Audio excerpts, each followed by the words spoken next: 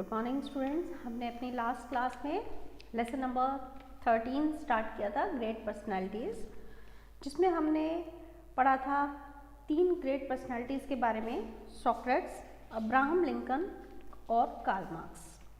तो आज हम 3 और ग्रेट पर्सनालिटीज़ के बारे में पढ़ेंगे और वो है Martin Luther king, Mahatma Gandhi और सेंट मदर टेरेसा। तो चलिए स्टार्ट करते हैं। Page number B22, Martin Luther King. Martin Luther King was a black American born in 1929 in Atlanta, USA. Though Lincoln had abolished slavery, yet in many southern states the blacks were badly treated. तो ये एक black American थे और इनका birth हुआ Atlanta में 1929 में। इन्होंने स्लेवरी को पूरी तरह ख़त्म किया, लेकिन उसके बाद भी कुछ सदर्न स्टेट्स में स्लेव्स की हालत अभी भी सही नहीं थी। दे वर बैडली ट्रीटेड, उनको अच्छे से ट्रीट नहीं किया जाता था, बहुत बुरा ट्रीटमेंट दिया जाता था। They were humiliated at every step, हर स्टेप पे उनको इंसल्ट किया जाता था, ह्यूमिलेट किया जाता था। Martin resisted such practices in the US. He was inspired by Mahatma Gandhi's principle of non-violence. उन्होंने US में इस प्रैक्टिस को विरोध किया, इसका रेजिस्ट किया, इसको प्रोटेस्ट किया और वो महात्मा गांधी जी से बहुत ही इंस्पायर्ड थे। और उनका जो सिद्धांत था महात्मा गांधी जी का, आप सभी जानते हैं, नॉन वायलेंस, अहिंसा का जो उनका सिद्धांत था, उससे ये बहुत ही इंस्पायर्ड थे। The black started a peaceful movement to be treated equal to whites. His movement became very popular and he received the Nobel prize in 1964. He was assassinated during a meeting in Memphis when he was not even 40 years old. तो इन्होंने एक peaceful movement start कर दी ताकि black को white के equal rights मिलें, और इस ये मूवमेंट बहुत पॉपुलर हुई, बहुत चली और इसी चीज़ के लिए उन्हें नोबेल प्राइज़ भी मिला 1964 में। इनकी डेथ एक मीटिंग के दौरान हो गई थी मेम्फिस में। ये उस समय 40 इयर्स के भी नहीं थे। During his visit to India he said, I have come on a pilgrimage to pay homage to the land of Mahatma Gandhi.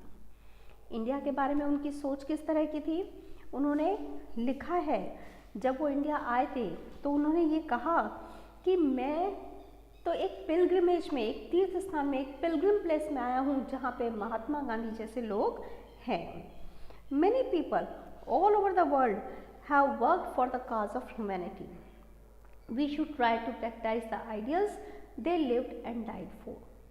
तो ऐसे ही बहुत से कई लोग हैं जिन्होंने ह्यूमैनिटी के लिए अपनी पूरी लाइफ सेक्रीफाइस कर दी, वो पूरा जीवन ह्यूमन काइंड के लिए दे देते हैं, उनकी सेवा में लगा देते हैं।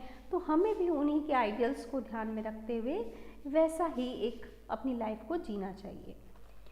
तो मार्टिन लूथर किंग के बाद हम जिस ग्रेट पर्सनैलिटी से ये इंस्पायर थे, महात्मा गांधी, अब हम उनके बारे में पढ़ने वाले हैं। महात्मा गांधी और Mohandas Karamchand Gandhi was born in Porbandar in Gujarat on 2 अक्टूबर 1869. तो हम सभी जानते हैं अच्छे से महात्मा गांधी जी को। इनका पूरा नाम है मोहनदास करमचंद गांधी और ये गुजरात में पोरबंदर में इनका जन्म हुआ था 2 अक्टूबर 1869. He studied law in London and became a barrister. He went to South Africa on an assignment. Many Indians also lived there.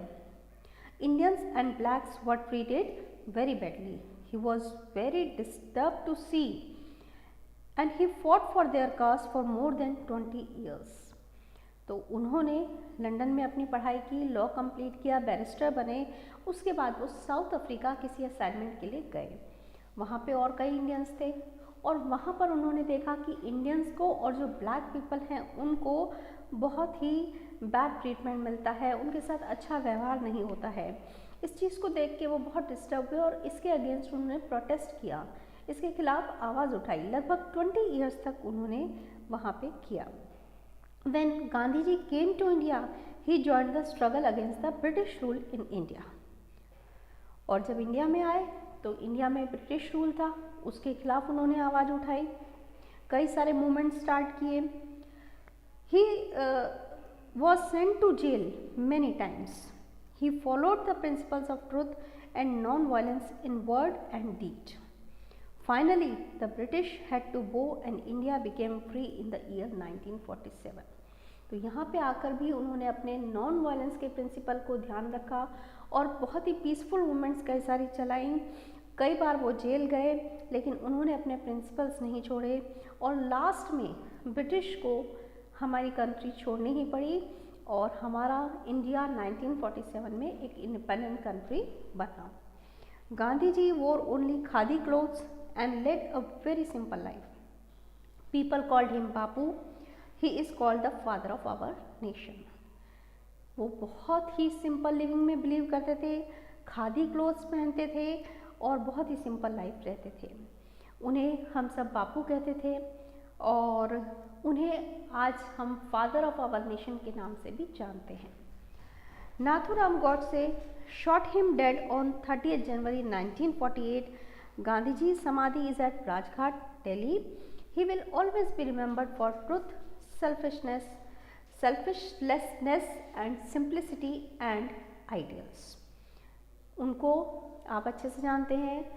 Nathuram Godse नाम के एक पर्सन ने उन्हें गोली मार दी थी. कब? 30 जनवरी 1948 में. और उनकी समाधि राजघाट में बनाई हुई है, राजघाट दिल्ली में है और उन्हें हम हमेशा याद करते रहेंगे उनकी सच्चाई के लिए, उनकी मानवता के लिए, उनकी सिंप्लिसिटी के लिए. तो महात्मा गांधी जी ऐसी ग्रेट पर्सनालिटी थे. अब एक और ग्रेट पर्सनालिटी के बारे में आज हम बात करेंगे और वो है Saint Mother Teresa. Saint Mother Teresa was a great soul whose heart was full of compassion for poor and needy people. तो ये भी एक बहुत महान आत्मा है, एक बहुत ही ग्रेट सोल थी जिनका जो हार्ट था, जिनका दिल था पूरा दया से भरपूर था. वो हमेशा गरीब और ज़रूरतमंद लोगों की सेवा में लगी रहती थी. Her selfless service among the destitutes and diseased is a story of courage and sacrifice. बीमार व्यक्तियों की, ज़रूरतमंदों की वो बिल्कुल निस्वार्थ भाव से, बिल्कुल सेल्फलेस मोटिव से वो उनके लिए उनकी सेवा करती थी. Mother Teresa was born in Albania. She became a nun at the age of 16. When she was 18 years old, she was sent to a convent in Kolkata. Albania में इनका जन्म हुआ और 16 की एज में ही ये नन बन गई थी और 18 ईयर्स में इन्हें कोलकाता में भेज दिया गया कॉन्वेंट में. Her convent was near a slum colony called Moti Jheel. ये जो इनका कॉन्वेंट था वो एक स्लम कॉलोनी जो झोपड़पट्टी जैसी होती हैं वहाँ पर मोती झील के पास में थी, वहाँ पर थी. She observe that children of her area were poor, sick and ill fed. क्या देखा उन्होंने? वहाँ के जो बच्चे हैं वो बीमार हैं, वो गरीब हैं, उन्हें ठीक से खाने को नहीं मिलता है. Seeing the misery and poverty in the slum, she decided to start a separate institution of dedicated workers who would help her to serve humanity. ये सब देख के उन्हें ऐसा लगा कि उन्हें एक अलग इंस्टीट्यूशन चलाना चाहिए, एक संस्था होनी चाहिए जिसमें ऐसे लोग काम करें जो इनकी सेवा करना चाहते हैं. She called this institution the Missionaries of Charity और इस इंस्टीट्यूशन को उन्होंने नाम दिया Missionaries of Charity. She collected large donations and established Nirmal Hriday Home for physically challenged people near Subhash Chandra Bose Airport in Kolkata. उन्होंने donations collect की और उन डोनेशन से उन्होंने एक निर्मल हृदय होम ये बनाया जहाँ पर फिज़िकली चैलेंज, जो फिज़िकली डिसेबल्ड पर्सनस थे उनके रहने के लिए, उनके काम के लिए बनाया. ये कहाँ बनाया उन्होंने? कोलकाता में सुभाष चंद्र बोस एयरपोर्ट के पास में.